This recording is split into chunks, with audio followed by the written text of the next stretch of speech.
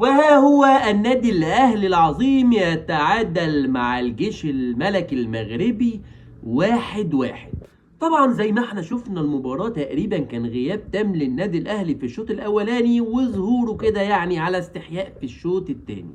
فصدقوني يا صديقي، خد الكلام ده من زملكاوي، والله يا جماعة والله صدقني النادي الأهلي برغم اللعيبة دي كلها ومستواه مش أحسن حاجة.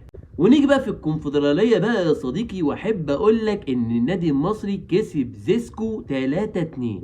فكده المصري بقى المركز الاول وعنده 6 نقط، وكمان الزمالك هيلعب بكرة مع مين بقى؟ مع كايزر تشيفز. وطبعا زي ما انت عارف بقى يا صديقي ان الماتش ده هيتلعب في جنوب افريقيا، فلا بديل يا زمالك عن الفوز عشان نبقى انت والمصري 6 نقط، وبلاش بقى حد فيكم يطلع، وتطلعوا انتوا الاتنين ان شاء الله كده وتتأهلوا من دوري المجموعات.